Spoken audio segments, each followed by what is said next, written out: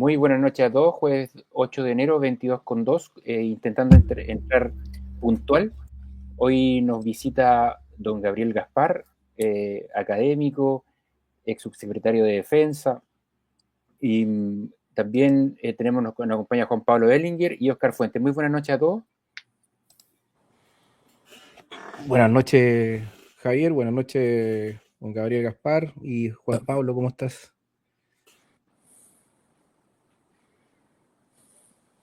No escucho a Juan Pablo.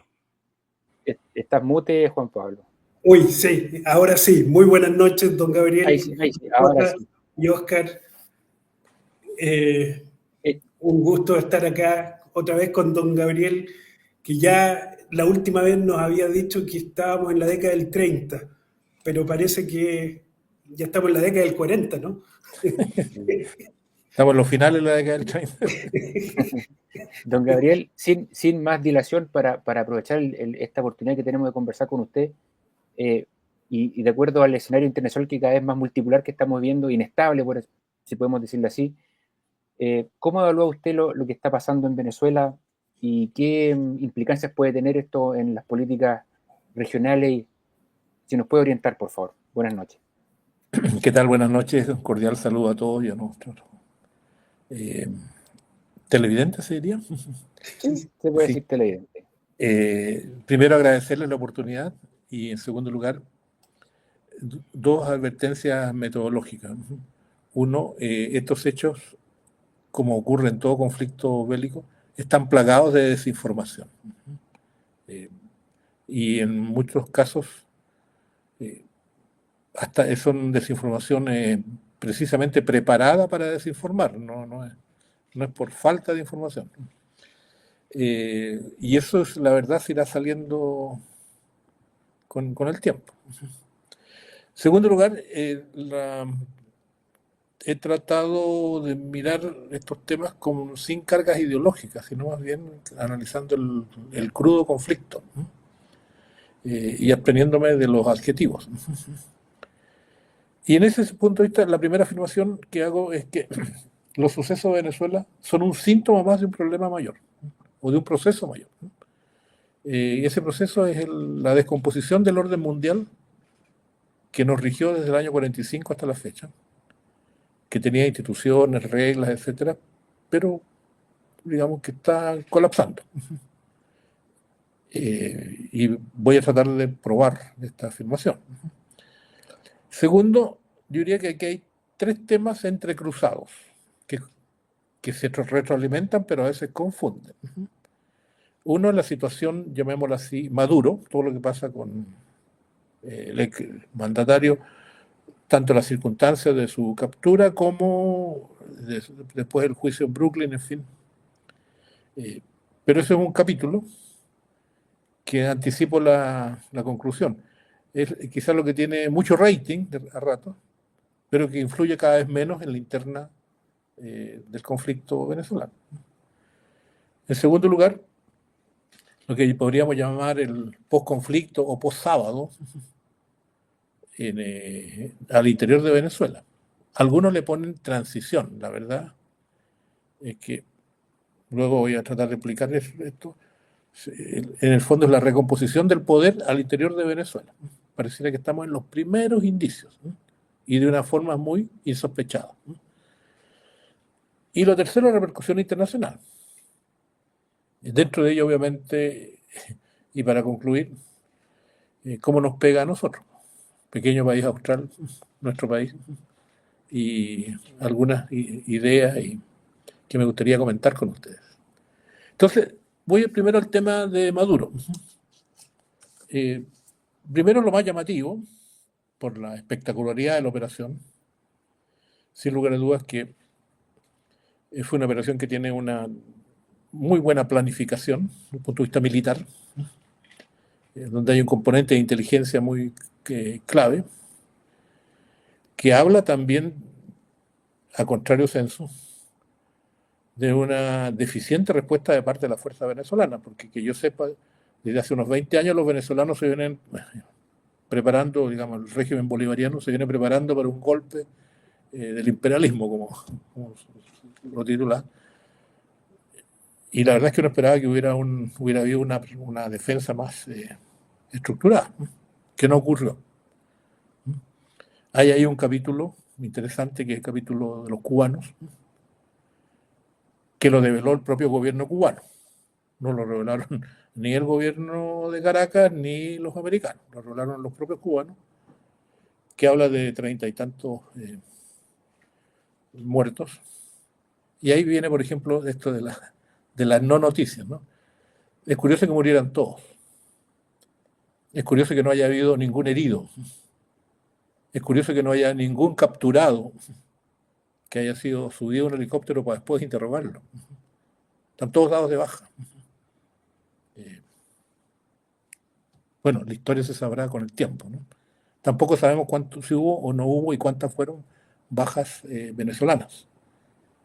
Hay muchos rumores, ¿no es cierto? 90, 100, etc. Quienes conocen el fuerte de Tuina me han explicado, yo no lo conozco, lo he visto a lo lejos, ¿no? Pero que es una fortaleza bien equipada. Por tanto, aunque falló, supongamos que ya la operación militar apagó los radares, bombardeó los aeropuertos donde podría haber respuestas, obtuvo la superioridad aérea, pero igual seguía la compañía de guardia, por decirlo de alguna manera, activa. Y un helicóptero es particularmente, ustedes lo han dicho en varias de sus sesiones, es un arma un equipo muy vulnerable, porque con fuego de fusilería o de armas de apoyo de tierra se pueden eliminar. Y además políticamente muy costoso, porque eso, entre otras cosas, a Carter le costó una buena cuota de poder político cuando falló en el rescate de los rehenes de su embajada en Irán. También parte de lo que no sabemos es si hubo bajas o no al interior de las fuerzas desplegadas por Estados Unidos. Eso es parte de la no información. Con el tiempo sabremos, porque al final los familiares reclaman, digamos, la ausencia de sus hijos. Entonces, pero sin embargo, eso no resta de que la operación estuvo muy bien planificada, con muy buen resultado, y también la curiosidad de que se lo secuestran vivo. Y aquí la aplicación podría ser específicamente político-comunicacional.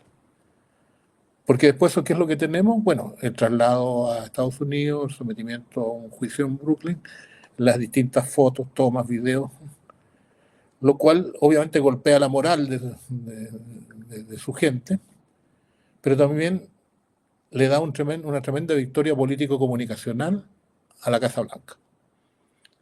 Haciendo un parangón, es como cuando los emperadores de Roma traían a los reyes vencidos y los hacían caminar por las calles de la capital romana.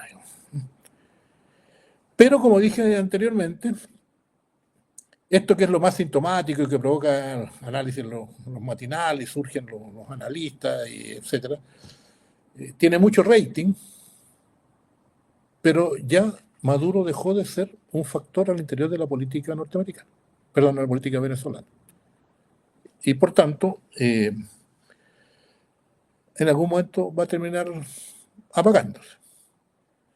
Segundo punto, que es la situación al interior de Venezuela. Lo que es evidente es que el alto mando americano evitó la ocupación. Hay algunas razones, que algunos algo han dicho incluso, de que se trataba de evitar meterse en un conflicto muy pantanoso que iba a obligar a quedarse un tiempo indefinido, probablemente con muchas bajas, lo cual es muy poco popular en la opinión pública interna estadounidense, y aprendiendo de las lecciones de Irak y de Libia, donde se derrota al ejército local, pero además de derrotar al ejército, después se disuelve a la policía y se desmorona el Estado. Y entonces el ejército vencedor tiene que encargarse hasta de recoger la basura, digamos, porque se desarmó el Estado y quedó un caos. Y en medio de ese caos, el Estado desaparece y surgen distintas facciones, tribus, lotes. En el caso de Irak, que entre otras cosas dio nacimiento al califato islámico, que era peor todavía. Y es tierra de nadie hasta que los americanos se tienen que retirar sin mucha gloria y con muchos costos.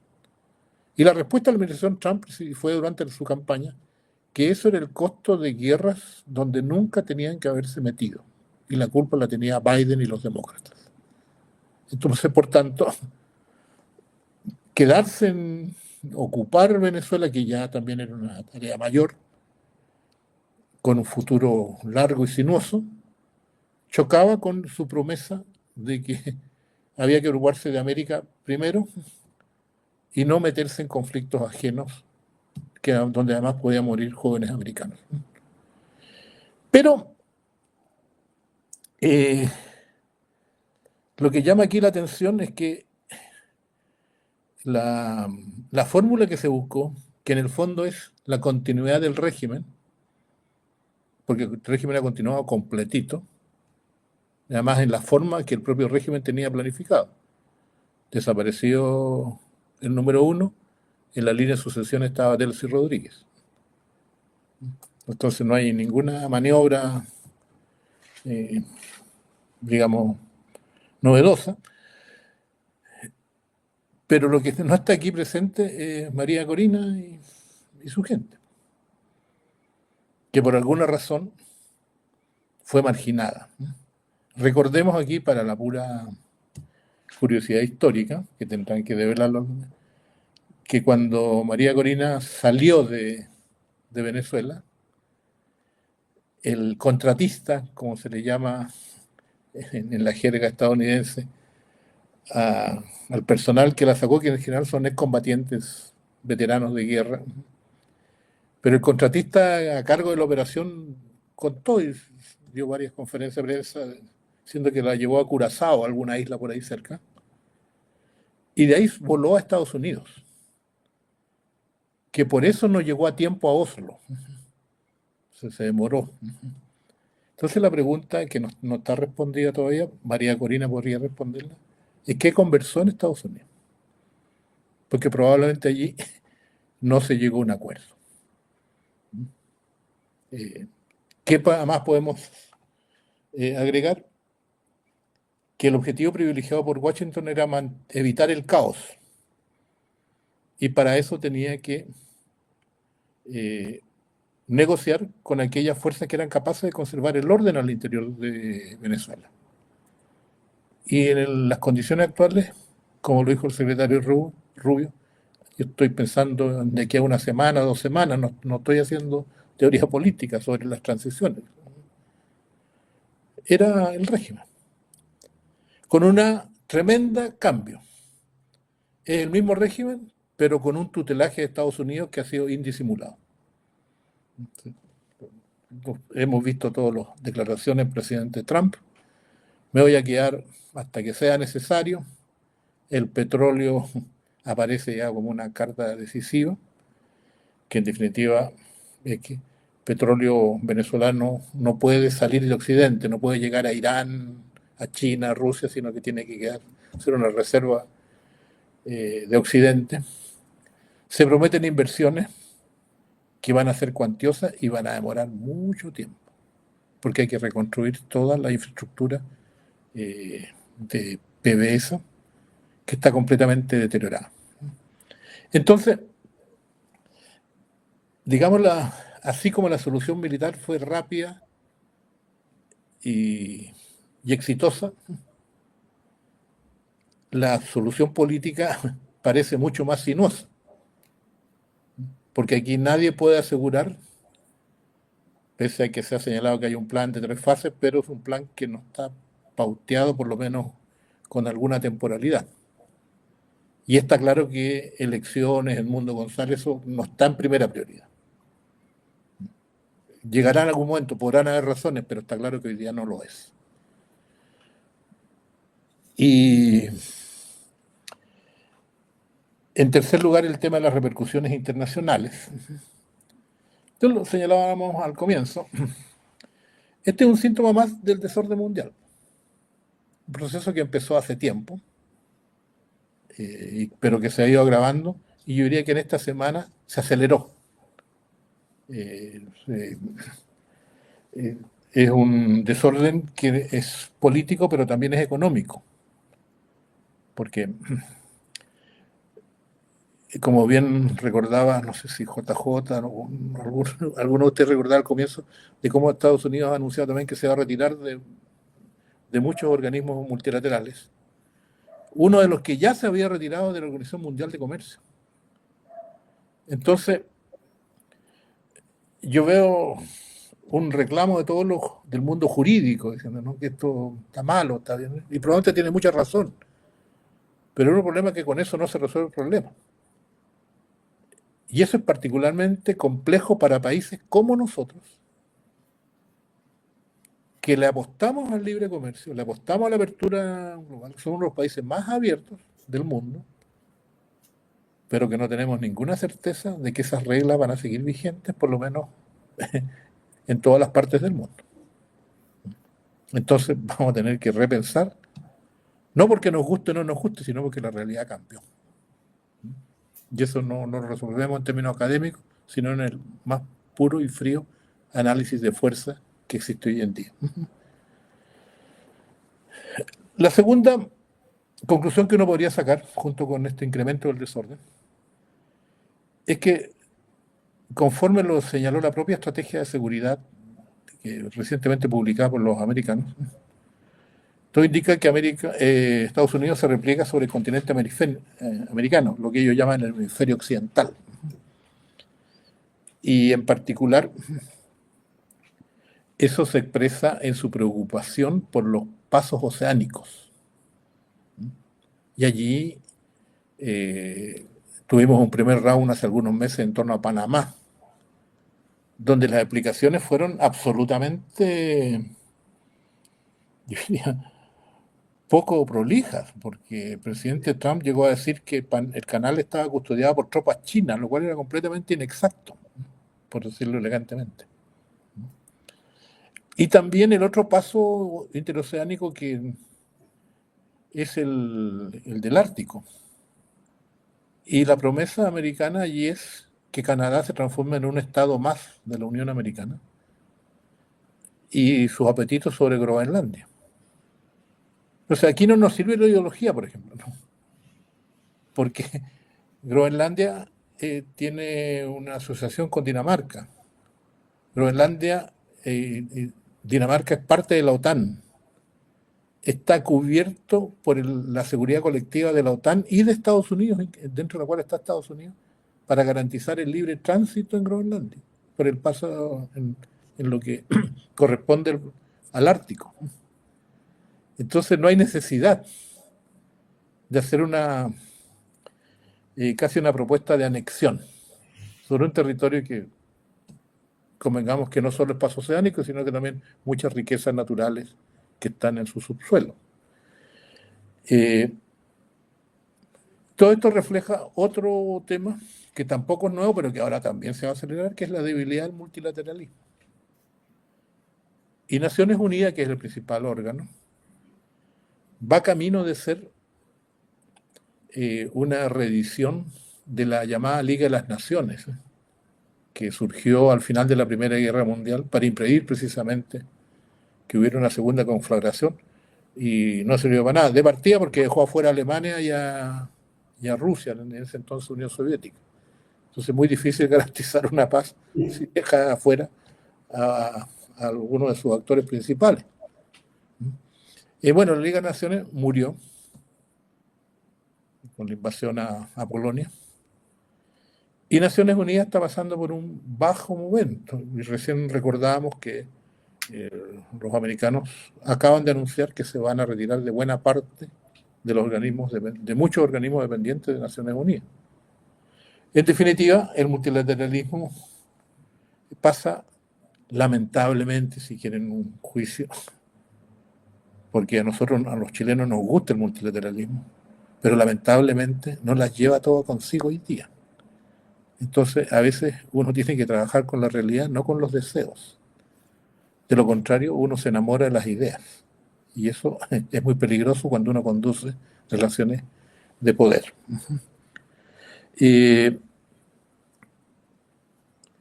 se nos viene en esto?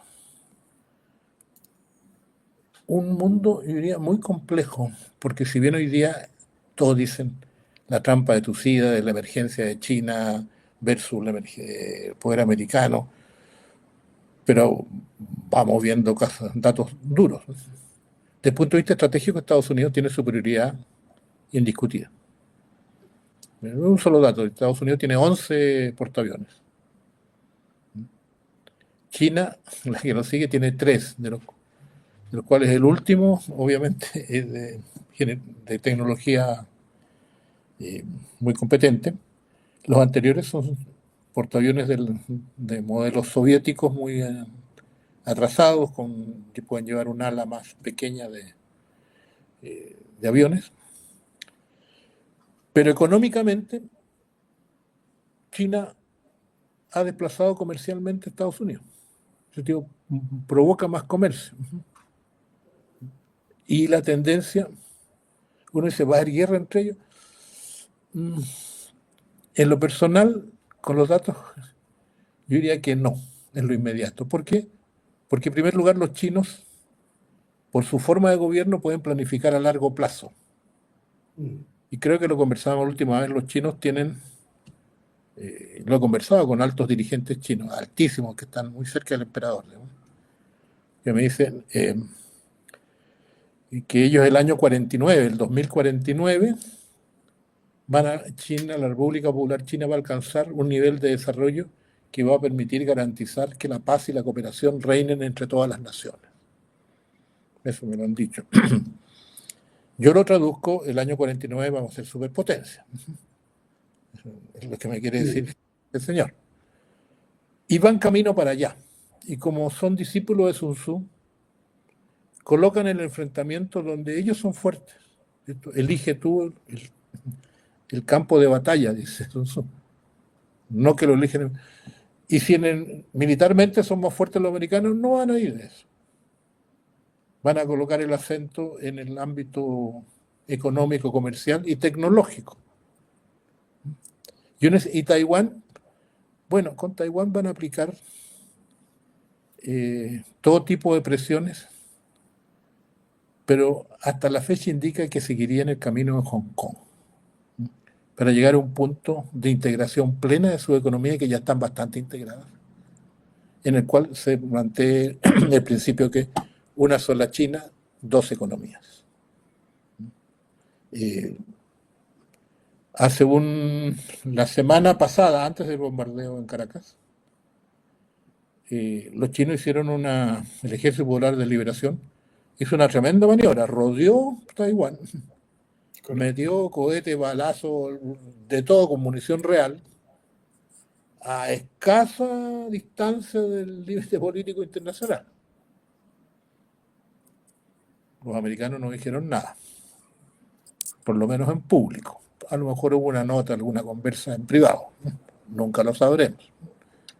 Entonces, pero es una demostración de fuerza, y mientras tanto China está preocupada de salir hacia los océanos, tiene la construcción de un puerto en Pakistán muy importante, la construcción del anillo de islas, ¿cierto?, en el Mar del Sur, pero va a seguir en su ofensiva económico-comercial.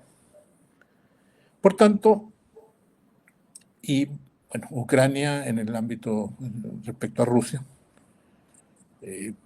virtualmente en términos militares eso ya está definido, basta ver cuál va a ser la fórmula política, en el cual yo no soy tan... digamos que hay una base posible de acuerdo beneficioso, porque los ucranianos y buena parte de los países de Europa del Este tienen miedo de que los invadan los rusos, para decirlo derecho. Y tienen razón, probablemente, basada en su historia, para sentir ese temor. Por tanto, les interesa tener una seguridad. ¿Quién garantiza su seguridad? Están llegando a la convicción de que la mejor seguridad es la propia. Por eso están elevando el gasto militar. Estoy con Polonia de Guaripola. Y si uno escucha a los rusos dicen que no quieren tener misiles a pocos minutos de Moscú, misiles de la OTAN. O sea, les preocupa su seguridad. Y dicen, no, nosotros no queremos invadir Europa. Dicen. Es Europa la que nos ha querido invadir siempre. Y no es un tema de ahora ni es ideológico, ¿no? Es un tema, pregúntenle a Napoleón, pregúntenle a Hitler. Las invasiones han venido de allá. Entonces, también se preocupan por la seguridad. Y cuando los dos bandos tienen la misma preocupación, es posible llegar a un acuerdo. Mientras tanto, Rusia mantiene una ofensiva lenta, pero sistemática. Y el tiempo corre en contra de Kiev. El otro factor que tenemos nuevo, Miquel, es que a diferencia de lo que era la Guerra Fría, que habían dos superpotencias, con dos economías muy distintas que propugnaban, con dos alianzas militares muy definidas, la OTAN y el Pacto de Varsovia, hoy día tenemos dos grandes potencias económicas, dos grandes potencias militares, Rusia y Estados Unidos, y un club atómico que casi una decena de países, que en su mayoría tienen intereses regionales. Y si ustedes me apuran un poquito, hay varios países que podrían ser potencia nuclear fácilmente, porque con dinero y con tecnología eso se puede construir con mucha facilidad. Digo en concreto, eso puede ser Japón, Corea del Sur, Alemania, por nombrar algunos, que rápidamente pueden ascender a... No creo que Corea del Norte tenga más tecnología que Japón, por ejemplo, ni más recursos económicos ni Corea del Norte más recursos económicos que Alemania. Si los alemanes quieren reconstruir su poderío militar, cosa que provoca una relativa aprensión en buena parte de Europa, como dice el chiste por ahí, que pasa que los alemanes se unen, les da por marchar por Europa, entonces eso preocupa. También basado en la historia, provoca algo de aprensión en muchas partes. Ahora, todo este proceso está desatado y no sabemos cuánto va a durar ni cómo va a ser el final. Este proceso, digamos, de recomposición de la hegemonía mundial. Y eso se aceleró en los últimos días. Y concluyo ya muy rápidamente. ¿Y Chile? ¿Qué hacemos frente a esto? Yo diría lo primero es que tomar conciencia de esto y asimilarlo y asumirlo y discutirlo y evaluarlo desde una perspectiva nacional, porque nosotros siempre decíamos en el mundo estratégico, el mundo se está descomponiendo, se está desarrollando, pero eso está muy lejos, son broncas del hemisferio norte. Pero ya llegó el hemisferio sur y ya llegó a nuestra Sudamérica. Pongo un ejemplo. Si hubiera un caos, una implosión al interior de Venezuela, afirmémonos que habría otra estampida migratoria. ¿Y para qué me explayo en eso? Lo que eso nos implicaría. Entonces, la inestabilidad llegó a Sudamérica, ya antes había llegado en materia económica también en la puja entre China y Estados Unidos por copar los mercados o preservar los mercados de América Latina, particularmente los sudamericanos. ¿Qué podemos hacer? Yo diría, asumir la realidad. No solo quejarnos, no solo denunciar que malos que se olvidaron del derecho, que en fin. Bueno, yo algo de estudios jurídicos tuve, digamos, pero me fui más por la ciencia política. Pero hoy día el tema es de una realidad de nuevo tipo que obligaría, en mi humilde opinión, a que los chilenos, las élites chilenas, las instituciones chilenas reflexionemos y construyamos una apreciación de los escenarios que se vienen, no para el gobierno que va a empezar en marzo, o sea, por supuesto sino que también para los otros. Porque hay que tomar decisiones de larga duración. Entonces tienen que ser muy nacionales. No pueden ser por eso no pueden ser ideológicas, porque tienen que ser sostenibles en el tiempo.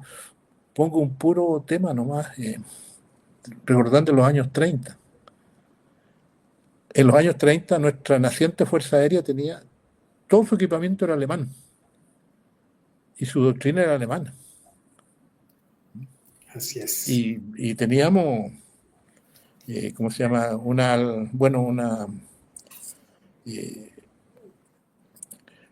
armada muy vinculada desde Cochrane en adelante al Reino Unido. Pero muchos decían, pero si entre ellos se llevan bien, incluso Hitler hablaba de los primos ingleses en sus discursos. Entonces, ¿cómo van a pelear ellos? Era una visión absolutamente ideológica, ¿cómo se llama? Que no veía los intereses nacionales que estaban en pugna. Porque uno eran imperios coloniales y el otro eran naciones potentes que llegaron tarde al reparto colonial. Por nombrar algo, junto con Japón, ¿no? Y Estados Unidos lo teníamos en esa época en una etapa de aislacionismo, ¿no? Parapetado en el continente. Entonces se impone una reflexión nacional de elevada y profunda categoría profesional, y yo creo que es la tarea que tenemos por delante. Así que aquí lo dejo. Gracias, muchas gracias. Me equivoqué aquí. Que quería que... No, ahí sí. Oscar, por favor. Bueno, gracias por su exposición, don Gabriel. A mí lo que obviamente es importante todo lo que se describe a nivel de la situación de Venezuela, el futuro de Venezuela, etcétera, pero creo que uno de los puntos más importantes, y usted en su conclusión lo deja de manifiesto, es lo relativo al orden mundial. Estamos en el 2026, estamos comenzando el segundo cuarto del siglo XXI. Se fueron los primeros 25, vamos a los siguientes 25. Y usted habla de lo relativo a las decisiones nacionales.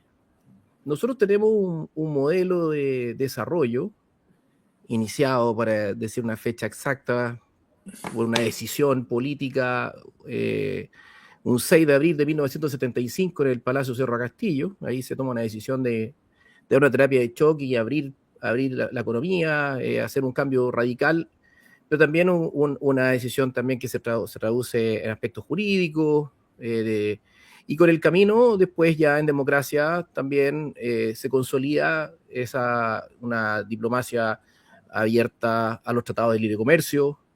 Nosotros nos pusimos la camiseta de la globalización desde el día 1. Globalización que está hoy, en términos generales también, puesta en jaque. Vimos los petroleros que pensaban que están sancionados, perseguidos por la guardacosta norteamericano, los rusos saliendo a defender el petrolero y así. Significa, desde el punto de vista estratégico, que Chile tiene que repensar no solamente su visión con respecto al sistema internacional, sino radicalmente pensar un modelo de desarrollo que acepte que, por ejemplo, los tratados de libre comercio están siendo cuestionados con los aranceles de Trump. Pueden perfectamente venir en este reparto tripolar, digamos, entre China, Rusia y Estados Unidos del mundo, evitar hacer que los países más pequeños no tengan lazos más cercanos con las potencias rivales. Estados Unidos, es decir, replegándose a América, es decir, poner problemas a nuestro comercio con China, etcétera, lo cual pone en jaque nuestro modelo de desarrollo, no es solamente nuestro comercio. Significa que en ese pensar estratégico que usted habla a nivel nacional, significa que es pensar radicalmente lo que significa nuestro modelo de desarrollo, que incluye, insisto, no solamente el aspecto diplomático, nuestro reordenamiento estratégico a nivel orden internacional, sino que también nuestra forma de relacionarnos con nuestros recursos naturales, la manera en que nosotros pensamos nuestras Fuerzas Armadas, teniendo en cuenta que vamos a tener una potencia, una de las tres potencias, atrincherada en su zona de influencia. ¿Es tan radical lo que tenemos que pensar, o es solamente pensar nuestro ámbito diplomático y quizá de Fuerza Armada, o es algo mucho más conjunto, digo, para los próximos 25 años, como lo dije en la introducción? JJ, vamos al tiro, ¿no? La respuesta. Sí, por favor. Sí, Mira, ese es el tipo de planteamiento que tenemos que hacernos en una discusión que yo creo que al final debiera culminar en un Consejo de Seguridad Nacional. Sí. Eso, para decirlo concreto. Estamos haciendo un Consejo de Seguridad Nacional aquí, virtual. Me encantaría. Un Me pre encantaría, y además habría que hacerlo bien, ¿no? Sobre todo Claro. mirando las últimas experiencias. Hay que preparar la documentación, ¿cierto? La apreciación global. Hay que invitar a quienes tienen que estar allí. La última vez fue muy desordenado. Y tiene que tener una secretaría ejecutiva que operacionalice, digamos, lo que allí se decide hacer, en fin. Pero mira, tienes tu razón. Yo diría que la globalización hoy día está entrampada. Cesó su ímpetu arrollador, en el cual nosotros nos subimos. Ahora, la globalización no era puramente económica también, ¿no? Ajá. Tenía también elementos culturales y tal. Creo que, por ejemplo, que una cosa, voy a contar una anécdota aquí. Tú hablaste que esto empezó en el año 75, puede ser en algún enunciado económico. Sí, económico. Claro, pero resulta que en el año 75 y siguientes, y quiero solamente colocar, no quiero provocar polémica, pero yo le preguntaba a los generales de la época, bueno, ya falleció mucho, ¿por qué en plena Guerra Fría, cuando se partía diciendo que se estaba en guerra con la Unión Soviética y sus alrededores, dicho así categóricamente, después con el atentado contra la hotelera en Washington, se pelearon con la otra potencia? Entonces yo le decía, ¿cuál era el diseño estratégico que tenía las autoridades de entonces, que se pelearon con las dos superpotencias? Entonces la única respuesta que me dan: no me hagáis hablar. Bueno, entonces hay requisitos que no son puramente económicos, que es también tener una relativa ductilidad política para poder insertarse en la comunidad internacional. Y yo creo que eso lo cumplimos categóricamente a partir del 90. Pero tuvimos un síntoma ya claro de que esto se estaba agotando y que no nos servíamos y que, mejor dicho, nos ponía a riesgo, que fue la pandemia. Porque la pandemia nos mostró que, bloqueándose las cadenas logísticas, Se revienta todo. un buque que demoraba 18, un barco que demoraba 18 días de Tokio al Valparaíso, ahora podía demorarse 6 meses. Y los precios se subían y las entregas, etcétera. ¿Para qué decir el lío de las, ¿cómo se llama?, de las vacunas, o incluso de los alimentos? Entonces yo me preguntaría, ¿necesita Chile, como cualquier país, tener un mínimo de reservas de stock, así como se tienen stocks de combustible, de aquellas cosas que nos faltan pero que son indispensables? El otro, si necesitamos alimentos, pero los podemos producir. Pregunta: Chile en el siglo XIX exportaba trigo al Virreinato del Perú, o lo que es el Virreinato del Perú, a California, a Australia. Tenía una tremenda marina mercante. Pero en algún momento ese trigo, las tierras, mejor dicho, que producían ese trigo empezó a ser no competitivo porque surgió el trigo argentino, que era más barato y estaba cercano. Y esas tierras fueron aptas para la industria forestal. Y en buena parte de esas tierras estaban en la Araucanía. Y ahí hay una de las razones por la disputa de la tierra y todo lo que... ¿Para qué le vamos a poner más elementos a eso?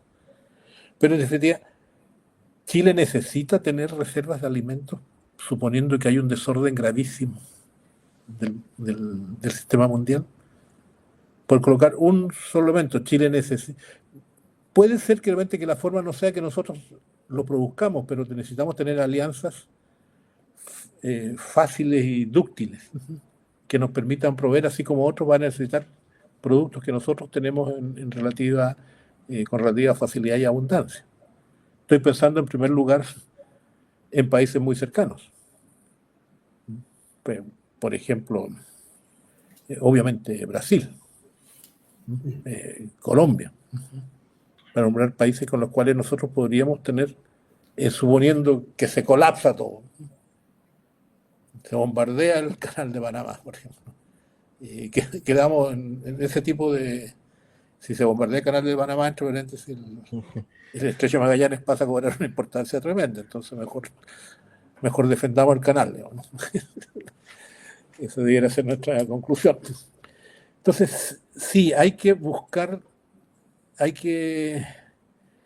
yo diría que la estrategia de desarrollo tiene que examinarse sin con realismo, también con voluntad de preservar todo lo que nos ha servido. Porque sin lugar a dudas que Chile dio un salto adelante. Nuestro Producto Interno Bruto se duplicó, triplicó en pocos años. Y eso es positivo. Pero se dio en el marco de una globalización ascendente. Incluso una teorización idealista, ¿no? De que ya no había conflicto al fin de la historia. Y entre otras cosas, por ejemplo, eso nos ha llevado a que hoy día Chile, como en el fin de la historia, no haya necesidad de tener fuerzas armadas muy poderosas. Bastaba con gendarmería, el orden interno, etc. Hoy día Chile está gastando menos del 1% en temas de defensa. Menos del 1%. Y cada día le asignamos más funciones al sector defensa. Pero queremos tener, cuando una defensa más o menos casi de siglo de alta tecnología, y que la tenemos en muchos aspectos, pero tenemos que invertir también en los recursos humanos, porque si no vamos a tener una migración de recursos humanos que ya la estamos teniendo, de capitán a pagia, desde los soldados de tropa profesional hasta los altos oficiales calificados. Porque mucho de eso dice: yo no soy policía, no estoy para andar patrullando caminos, yo entré para ser militar, no para ser naval, o para ser piloto. En fin. Entonces sí, yo creo que hay que, sin dramatismo, pero mejor es prevenir que curar.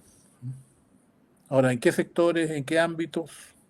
Pero ya la pandemia nos enseñó que de repente las rutas logísticas se pueden desbaratar.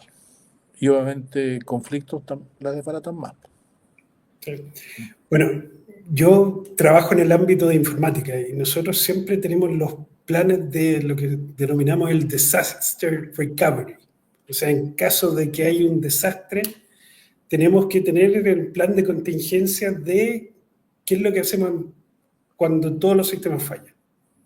Y cómo recuperamos de vuelta la productividad, cómo recuperamos todos los sistemas, e ir viendo fase a fase. Y eso es lo que también tenemos que hacer como país. Porque en caso de un colapso total, o sea, que ya no tenemos el sistema, o sea, la logística falló, los sistemas, todos nuestros socios comerciales ya no están ahí disponibles, tenemos que ir viendo qué es lo que tenemos y cómo salimos adelante como país. Y eso, tal como dijo acá don Gabriel, no pasa por un tema ideológico. O sea, esto es un tema país y lo tenemos que conversar entre todos. Esto no pasa por un tema de gobierno. Esto tiene que ser un plan país a mediano, largo plazo, pero también enfocado al corto plazo, porque ya esto puede ser una realidad de muy corto plazo.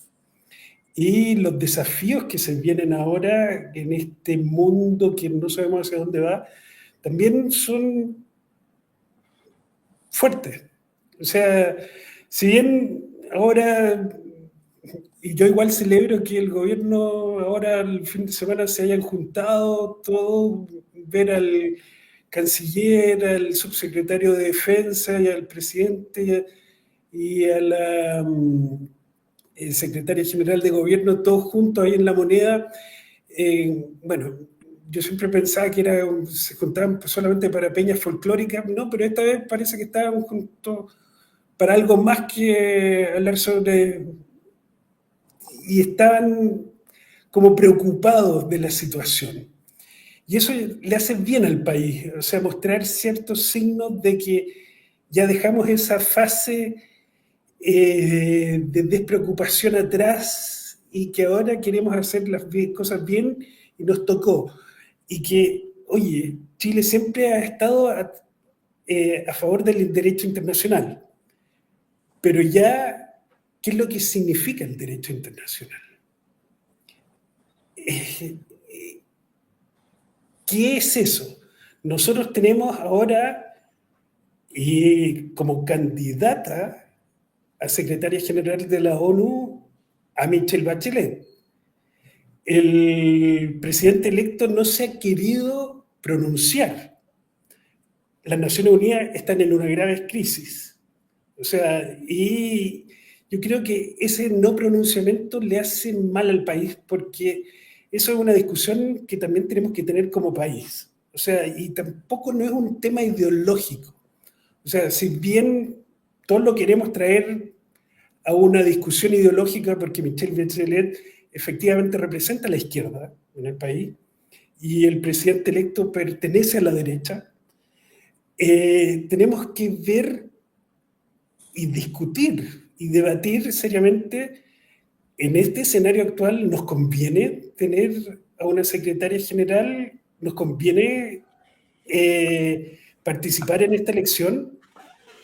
Y me gustaría ver su opinión, don Gabriel, porque este es un tema que hay que debatirlo y es un tema álgido, ya lo sé. No sé si es que lo coloco medio en problemas, pero es un tema que me interesa. No, mira, no, yo no tengo ningún problema. Diría lo primero, hay que entender que la candidatura de Michelle Bachelet no es una candidatura chilena, estrictamente. Surge de un movimiento al interior de la comunidad internacional que tiene fuerte presencia en América Latina, pero no solo en América Latina. O sea, desde Mongolia hasta Nueva Zelanda proponen la candidatura de Michelle, perdón, de la expresidenta.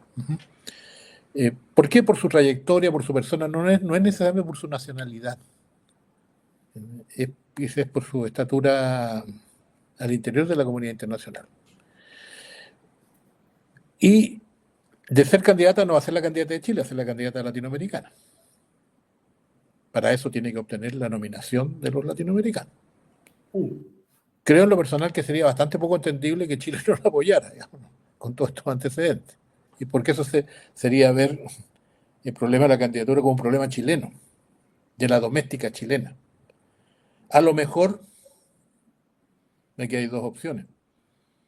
La Naciones Unidas está como ya hemos comentado.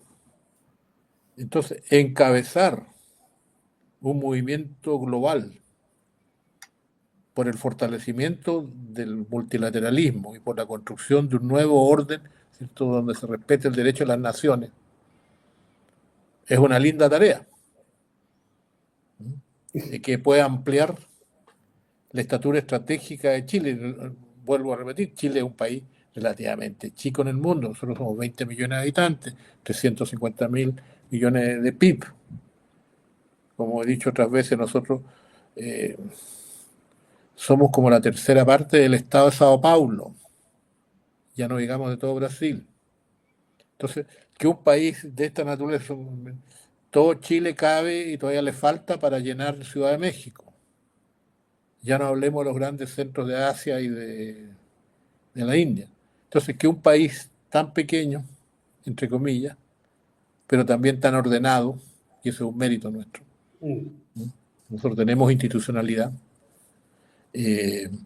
También, como dicen, no es tan geopolítico, como dicen muchos. Los chilenos viven pensando cómo va a ser el futuro y cómo hay que organizar, y se ponen muy nacionales cuando logran superar sus diferencias. Entonces, es un tema que está abierto. En primer lugar, porque no está definido. Tiene que definirlo la comunidad latinoamericana, que está hoy día profundamente dispersa, digámoslo con una sola palabra. Con todo, yo diría que es un tema de aquí a fin de año. No hay ninguna urgencia y le encuentro toda la razón al presidente electo. Dice, bueno, en mi momento llegará. No es hoy día, no tengo ningún. Hay otras dos candidaturas, la Rebeca Grisman de Costa Rica y el candidato argentino. Grossi. Sí, Grossi. pero él no tiene probabilidades porque tiene el veto británico, ya de por sí. Y muchos, y también tanto Brasil como México, que entre los dos es más de Sí, la mitad de América Latina, han dicho que quieren un candidato latinoamericano único y ojalá sea mujer. sí. Hay muchos otros tapados también, en el caso que no se logre un acuerdo que puedan emerger. Entonces es un tema abierto que también va a estar, yo creo, muy influido por qué le pasa a Naciones Unidas en todo esto. Porque en la práctica voy a decir una brutalidad diplomática. Eh, Adelante. Naciones Unidas ha demostrado que sirve para resolver los problemas de todos aquellos países cuando no interfiere en los intereses de una potencia. O sea, cuando se trata de un país africano, un país caribeño, ni un problema. Se toman decisiones rápidamente. Haití, República Democrática del Congo, etc. Pero cuando ya se afectan los intereses de una potencia, incluso de una potencia media como es Israel, viene el derecho a veto, que termina castrando Naciones Unidas, que también se basa en otro principio que es muy bonito, pero es muy poco real. Y voy a decir otra brutalidad. Es decir, que los 190 países somos todos iguales. Y ahí hay un viejo principio que organizó perdón, que explica por qué algunos fueron y otros no a la conferencia Yalta, la que organizó el mundo al final de la Segunda Guerra Mundial. Y alguien propuso que debiera estar el Papa. Entonces también alguien preguntó, ¿y cuántas divisiones tiene su santidad? Y hasta ahí llegó. Yo creo Tenía que a la lo mejor Guardia Suiza. Tenía la Guardia Suiza. tiene los 120. Bueno, entonces también es muy probable que algunos, ante la situación que hay en Venezuela, hayan dicho, ¿y cuántas divisiones tiene María Corina? Claro. Entonces el frío realismo. Puede que no me guste que sea solamente realismo, pero es así. Y uno tiene que trabajar con realidades. Oscar, ¿quieres comentar ¿Quieres precisar algo? Sí, ¿Preguntar, por favor? a ver, volviendo al subcontinente, a Venezuela, obviamente que la acción de Trump es su zona de influencia, América, el hemisferio occidental es su zona de influencia, lo dicen, etcétera. Pero también normalmente las potencias reconocen a algunas potencias de segundo orden que tienen cierto control en algunas regiones. En Sudamérica es Brasil, eh, pero Brasil, que buscó siempre una salida negociada al tema de Venezuela, quedó out con esto. Lula salió diciendo en un Twitter o en X algo, obviamente, su molestia, etc. México siempre ha estado un poco reacio, mantiene una relación de respeto a la influencia en Sudamérica, estoy hablando, de Brasil. Brasil en su momento salió al mundo a tratar de estar en el Consejo de Seguridad de las Naciones Unidas de manera permanente, estuvo desarrollando submarinos nucleares, etc. Con este regreso de Estados Unidos ya no solamente a América, sino a Sudamérica, o sea, que nos llega este nuevo ordenamiento mundial que viene ya hace rato con síntomas, por supuesto, pero parece que nosotros, como usted dice, nos damos cuenta ahora el 3 de enero llega acá. ¿Qué pasa con el reordenamiento geopolítico en Sudamérica? Tenemos dos grandes, digamos, en cierto sentido, tres grandes potencias determinantes en Sudamérica, son Brasil, Argentina y Venezuela por su posición geográfica, sus recursos, etcétera. Una de segundo orden, que podría estar Colombia, Chile, qué sé yo, incluso podría decir por tamaño Perú y su ubicación en la medianía del subcontinente, y de tercer orden, que sea Bolivia, Paraguay, Uruguay, lo podemos discutir, pero el punto es que obviamente que hay gobiernos distintos, etcétera, pero estoy pensando geopolíticamente en este subcontinente, con este rotonamiento que está haciendo Estados Unidos de Trump. Hoy, por ejemplo, el que está más alineado a lo que es Trump es el gobierno argentino. Brasil quedó más o menos en jaque con esta acción de Trump, puesto en duda su rol. Normalmente casi todo pasa por la aduana brasileña. Cuando digo aduana no me refiero a aduana comercial, sino que información, decisiones, inteligencia, se consulta y muchos nexos. Brasil siempre le gusta estar jugando en todo lo que quiere saber todo lo que está pasando en Sudamérica. ¿Cómo queda Sudamérica, perdón, más allá, insisto, de los gobiernos, más allá de Petro, que salió fuertemente reclamando el asunto, y hoy día sale con una foto hablando con Trump, y Trump explayándose en su red social esa conversación. Está muy callado Brasil, lo veo más o menos disminuido por esta acción, es también su zona de influencia. Pero Brasil, luego de su tentativa de salir al mundo, al BRICS, y organizar olimpiadas y campeonatos mundiales, no volvió, parece, muy sólido después de esa experiencia, y hoy se encuentra con Estados Unidos golpeando la mesa, parece ser sin preguntar su opinión, porque, insisto, las potencias reconocen algunos liderazgos en las regiones. ¿Es Argentina el llamado en el corto o mediano plazo ser el representante de Estados Unidos en Sudamérica? ¿Cómo eso repercute con Chile?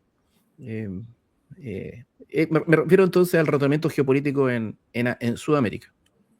Bueno, yo diría que todo eso está en movimiento, tal como tú bien lo señalas. La ficha mayor, llamémoslo así, que es Brasil, que es la mitad de Sudamérica, en términos demográficos, económicos, estratégicos. Brasil es una de las 10 economías más grandes del mundo. Si no me equivoco, corríjame usted, pero Brasil debe tener hoy día una economía más o menos equivalente a la de Rusia, en términos de PIB. En términos de estatura estratégica, no.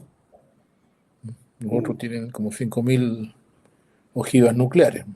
Brasil no las tiene. Tampoco las va a tener por el Tratado de Tlatelolco, de la prohibición de armas nucleares. Yo me imagino que no debe faltar el estratego brasileiro que debe pensar que no sería malo avanzar por allí. En su momento, Brasil, Argentina y nosotros mismos tuvimos, ¿cómo se llama?, aproximaciones en el tema, por decirlo elegantemente. Pero, y ojo, en este contexto parece ser que el incentivo va por ahí para muchos. Claro, porque, por ejemplo, y ese es poder. Cuando empezó a comienzos de este siglo, los americanos, o sea, estaban muy preocupados de Saddam Hussein y dijeron que iba, ¿cómo se llama?, tenía armas químicas, y esa fue la explicación para invadirlo, porque era un peligro. Saddam decía que yo no tengo, y al final no tenía. Fue un constructo para explicar ¿cómo se llama?, la invasión. Pero al mismo tiempo, en la misma fecha, los norcoreanos estaban construyendo su industria nuclear y desarrollando armas atómicas. Y además, los dirigentes coreanos decían, nosotros vamos a atacar la costa oeste de Estados Unidos. Entonces, no solo no lo escondían, sino que amenazaban a Estados Unidos. En una amenaza que en ese momento yo diría era bien temeraria, porque no era muy difícil que lo lograsen, digamos. Iban a ser interceptados, supuestamente si llegaran a sobrevivir algo, habrían sido interceptados. Pero entonces a Irak se le hizo puré, pese a que no tenía armas. En cambio, a Corea del Norte hubieron conversaciones políticas. Y ahí está. Incluso Trump en su primera administración habló de mi nuevo mejor amigo. Entonces, por eso el respeto no solo viene por la tradición, por la institucionalidad, también viene por cuántas divisiones tiene su santidad, ¿no? Entonces, el tema Brasil. Brasil quiere ser un actor global. Esa es su propuesta. Y está trabajando en eso, y eso ha sido coherente y nacional. Esto lo planteó el PT con Lula, con Dilma, el presidente Temer, lo planteó Bolsonaro, lo siguió Lula, aunque en la política interna brasileña está peleadísimo en este objetivo nacional de ser una potencia global y alcanzar un asiento en el Consejo de Seguridad. Están completamente unidos.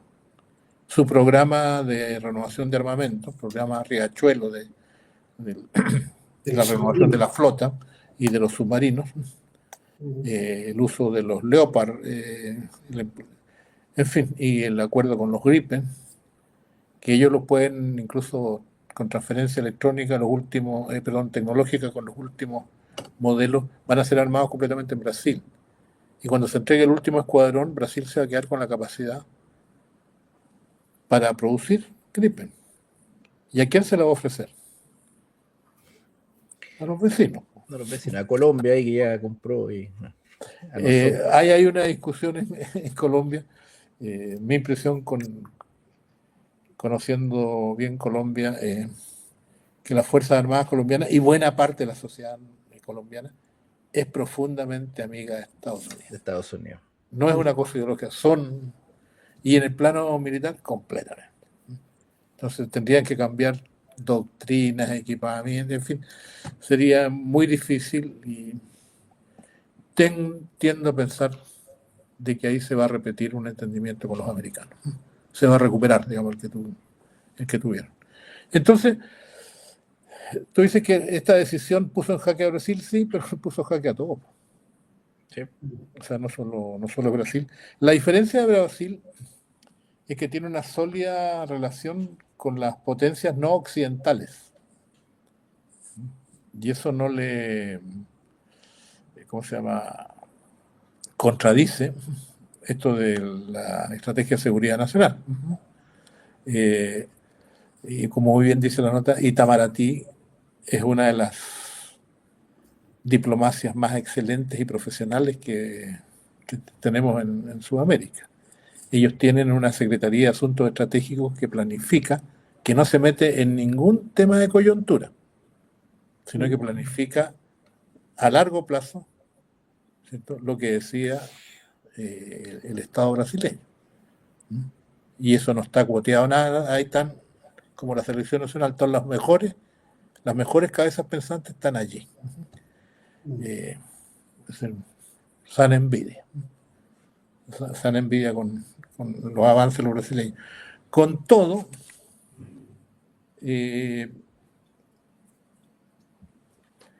también recordemos que en esto Brasil fue bastante categórico. A la última reunión de los BRICS,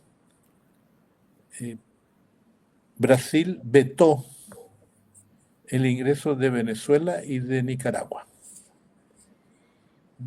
Y, sin embargo, promovió y entraron, no a nivel de socios fundadores, sino en una segunda capa, entró Bolivia de Arce, entonces dirigida por el presidente Arce, y entró Cuba, que en términos económicos ambos países digamos, son muy pequeños,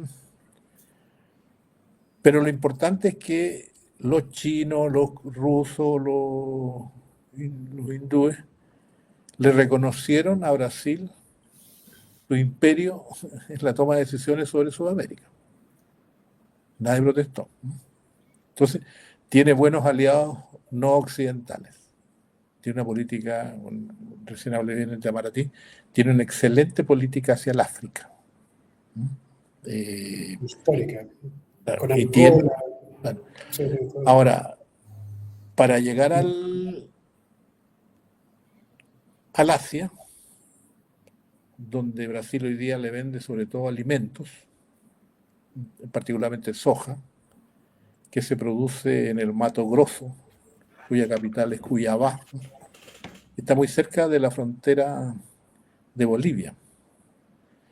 Si los brasileños sacaran la soja, que hoy día la sacan por el puerto de Santos, a través de vías fluviales, terrestres, ferroviarias, etc., dan la vuelta por toda Sudamérica, se meten por Panamá, tienen que esperar que se llene el canal, porque ustedes saben, el canal hoy día tiene problemas de agua, y se demora todo eso y sale carísimo cada día.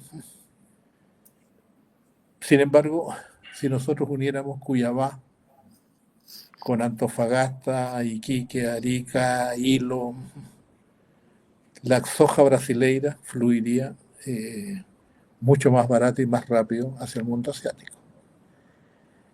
Eso choca con otro tema del cual nosotros no somos ajenos, que es el tema de hasta dónde va a llegar la decisión americana de que esta región es mía y aquí no se meten ninguna potencia hostil a mis intereses. En los círculos chinos hay molestias cuando se les discrimina, según ellos. Y Chile no está ajeno a eso. Hay protestas, primero porque, por ejemplo, en el caso de la licitación de los pasaportes nuestros, ganó una empresa china y a la mera hora algo pasó y no ganaron. Reclamaron. Después vino la concesión al litio y se creó una sociedad de Sokimich con Codelco, como todos sabemos. Pero la parte que no se cuenta, en Chile, pero en China se cuenta mucho, es que Sokimich tiene una empresa asociada de menor aporte de capital, que es Tianqi, que es China. Sin embargo, en el acuerdo con Codelco para la protección del litio, se excluyó a la empresa china. Entonces, los chinos se sienten discriminados. ¿Qué pasa? Nosotros todos decimos si los americanos nos golpean la mesa con cualquier tema. Y si los chinos dicen, mire, nosotros queremos invertir, nosotros les compramos cosas, pero ustedes nos discriminan. Y entonces no le vamos a comprar a ustedes. Claro, a lo mejor los 40.000 millones de dólares son importantes para nosotros, pero para los chinos es una parte nomás de su comercio internacional. Nuevamente, este es un gran tema que no solo es de economistas, también es de diplomáticos, también de estrategos. ¿Qué pasa si el día de mañana los chinos dicen los ejercicios RIMPAC son actos no amistosos con la República Popular China? Nosotros participamos en RIMPAC y participamos, nos sirve muy bien, entrenamos gente, en fin, una maravilla. En algunos momentos los chinos han sido invitados y han participado. Pero así como cambian los americanos, pueden cambiar mañana los chinos. Nuevamente uno dice, ¿y qué hace nuestra Cancillería ahí? Yo diría, creo que hay que mejorar mucho nuestra Cancillería. Eso lo digo así fraternalmente. He trabajado allí, hay muy buenos elementos de carrera allí que hay que apoyar. Hay buenos elementos también en el mundo académico, etcétera. Pero sobre todo son temas nuevos. Y que hablan de una nueva etapa, que es la etapa del desorden. Nosotros nos movimos muy bien en la etapa del orden, porque eso nos gusta a los chilenos. Los chilenos Somos ordenados. Exacto, son planificados. En América Latina se quejan que además de eso es un poquito aburrido. Dice, pero bueno, no importa eso. Siempre hay que tener un chileno en la empresa, lo que me han dicho empresarios de distintos países. Y lo digo por qué. Esto ya, perdónenme yo alguna vez invitado por un grupo de empresarios cuando era embajador en alguna parte. Me dijeron, embajador, que bien, miren, nosotros tenemos un dicho, siempre hay que invitar, hay que tener un gerente chileno en el staff. Ah, qué bien, ¿y cuál es la razón?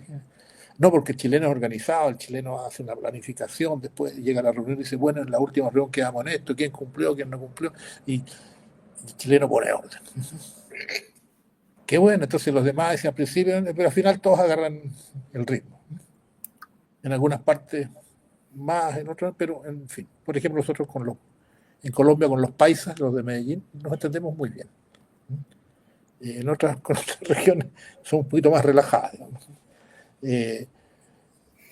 Y la nota humorística es que me dice, pero nunca hay que invitarlos a una fiesta.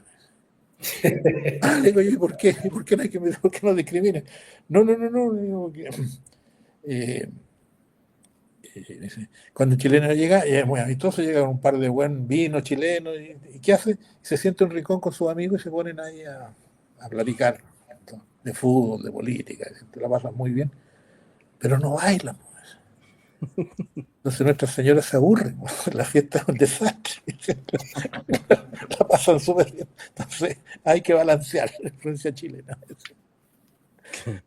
Bueno, oye, estoy un poquito... Sí. No sé si hay algunas otras opiniones, pero... La verdad que yo no quería... o sea, tenía unas preguntas, pero prefiero que las haga la gente, también los panelistas, y en realidad tengo 11 preguntas guardadas. Si puede responder una o dos en función del tiempo, se lo agradecería. Okay. Vámonos con 2. Tú eliges las 2. Libertium dice, es que por orden, porque fueron a medida que fueron llegando.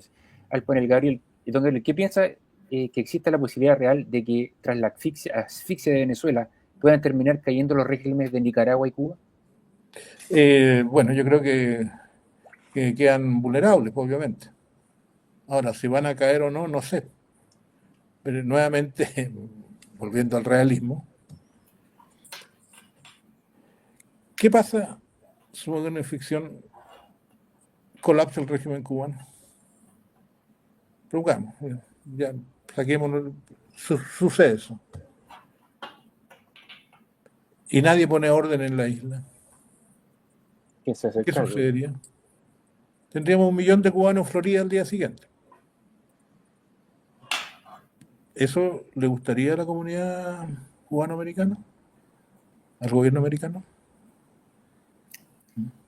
Entonces, ¿cómo garantizar cualquier movimiento pero sin que se produzca, ¿cómo se llama? El caos. desorden. Claro. Lo mismo, podríamos decirlo para Nicaragua. En Nicaragua, por ejemplo, bueno, uno puede decir muchas cosas del régimen político y no la pero en Nicaragua nunca hubieron maras, como en el resto de Centroamérica. ¿Por qué? Porque hay una policía eficiente. Algunos dirán, además de eficiente, se les pasaba la mano, puede ser. Pero ahí hay orden. Bueno, yo conozco bien La Habana, fui embajador ahí. Uno puede caminar a cualquier hora de la noche sin ningún problema por las calles habaneras. Lo único que va a encontrar que si cachan que uno es extranjero, se van a acercar a ofrecerle cosas, habanos, en fin, ayudarlo a conocer la isla, etc. Pero no hay esa violencia que vemos en otras partes, no la hay. Y curiosamente la prensa cubana no publica crónica roja. Es bien curioso eso, a diferencia de otras partes, uno no se entera. Pero sí existe lo que en Cuba se llama la radio Bemba. La Bemba es la boca del afro, ¿no? Gruesa, grande. Entonces la radio Bemba es lo que se va de boca en boca. Y Radio Bemba es en el fondo el run run colectivo que tiene miles de corresponsales y que nunca ha sido desmentido. Entonces, por ejemplo, a veces yo iba, me decía, embajador, me decía un ayudante, me murió un curita en Pinar del Río. Ah, sí, ¿cuál es la noticia? Que lo acuchillaron. Bueno, eso no va a salir nunca en el Grama, ni en Radio Rebelde, ni siquiera en los podcasts de la oposición, en fin, nada. Pero en Radio Bemba siempre va a salir. Entonces, al final, lo que yo aprovechaba, me subía al auto y le preguntaba al chofer, deme el reporte de Radio Bemba, por favor, porque con eso completaba la información. Entonces sí están vulnerables, obviamente. No son los únicos. Entre otras cosas hay amenazas fuertes. Pero también el presidente Trump, que amenazó tan duro al presidente Petro, le dijo, cuida tu trasero, ¿no? Y hoy día conversó con Petro y salió diciendo que era una gran persona y que habían llegado a pleno acuerdo. Bueno, es una forma de negociar, digamos. Endurecer y para después llegar a acuerdo. Don Gabriel, la otra pregunta de Tribuno CL dice, ya que tocaron a Roma, ¿se puede decir que Trump construye su muro adriano para mantener a raya a los bárbaros del sur y controlar el comercio y recursos en su zona de dominio como potencia? Ahí hay una cosa, se estudió mucho, por ahí cuando terminó la Guerra Fría, y se habló del mundo unipolar, Leo, ¿no? Se estudió mucho la analogía, ¿en qué otro momento hubo un mundo unipolar? Y toda la analogía iban hacia el tiempo de Roma. Entonces también la pregunta es, ¿cuál fue la razón de la decadencia de Roma? Si tenía tanto aporte. Entonces, me recuerdo una conversación que tuve hace años con un oficial muy inteligente, que llegó muy lejos y muy sabio, y me dijo, ¿sabe por qué cayó Roma? Me dijo, a ver, cuéntame.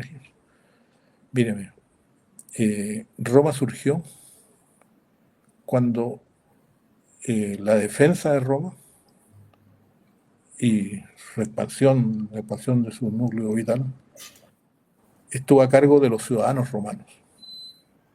Ciudadanos romanos que, ¿cómo se llama?, integraban las legiones.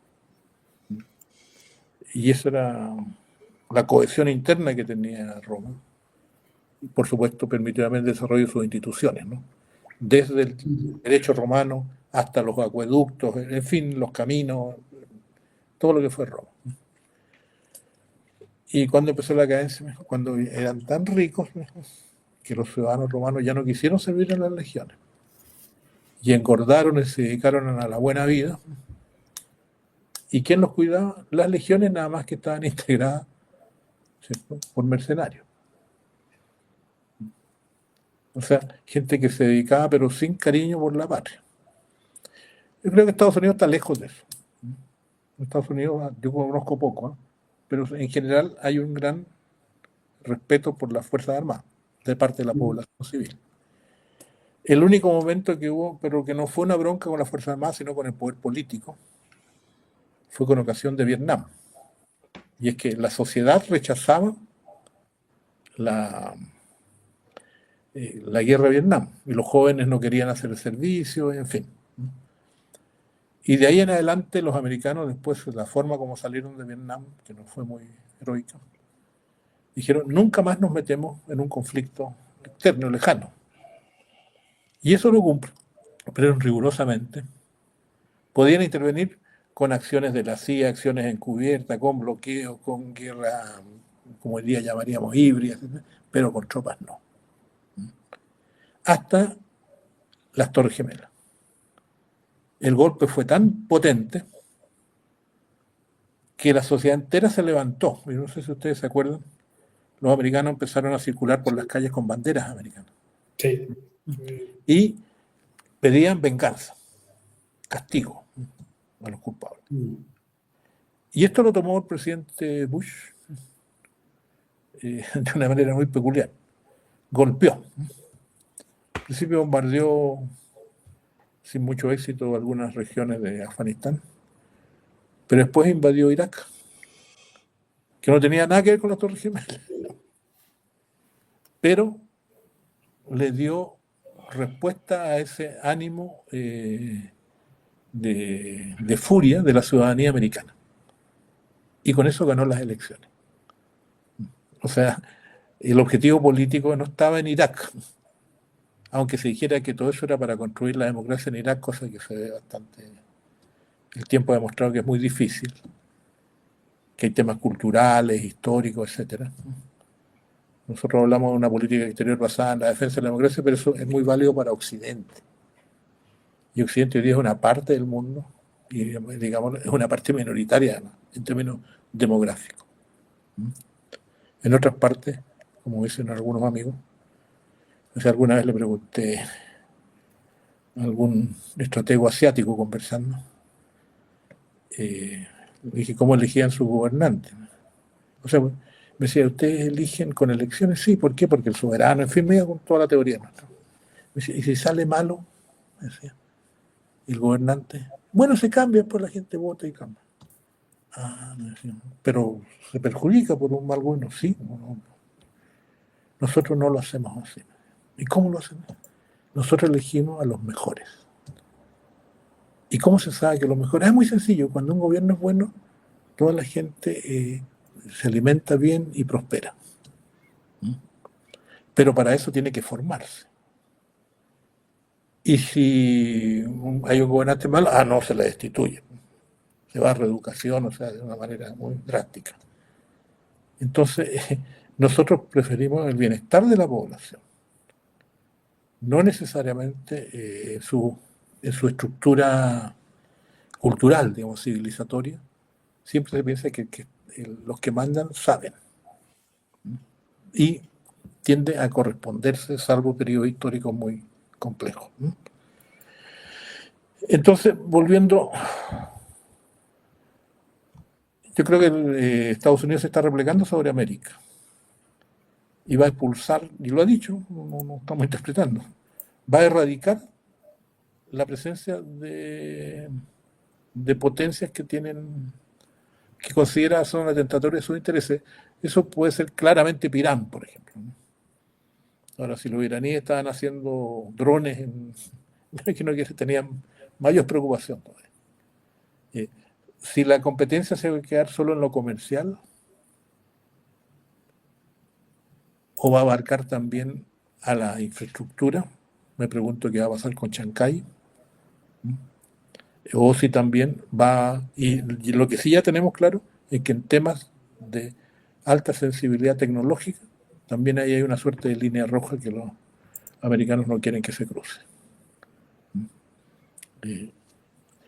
Que esto no va mucho con el derecho internacional, que esto no va mucho con el... Sí, pero es así. Entonces, ¿qué es lo que hacemos? Por eso creo que esto es nuevo, se está acelerando y, como hemos dicho a lo largo de toda esta conversación, requiere una visión nacional, una visión de Estado, ¿cierto? Que no va a ser fácil ni rápida construirla, pero que nos dé una hoja de ruta para el próximo y el siguiente. Porque, ¿cómo se llama? Las decisiones que tomemos, sea para una relativa tener reservas en los temas más sensibles, sea para fortalecer algún tipo de infraestructura, sea para optimizar nuestra estatura estratégica, en fin, no se van a cumplir en 4 años. Muchas gracias, don Gabriel. Agradecemos a los 200 conectados que están en este momento, el día jueves a esta hora, así que estamos súper contentos. Nuevamente agradecer también a Oscar, que vino de su canal Defense Analysis, que también participa con nosotros, y Juan Pablo, que ya es de la casa hace harto tiempo. Así que agradecemos a todos, mucha gente conectada, hartas preguntas, quedaron un montón, pero probablemente si será la próxima. don Gabriel puede... Ahora, esto va a seguir, así que sí.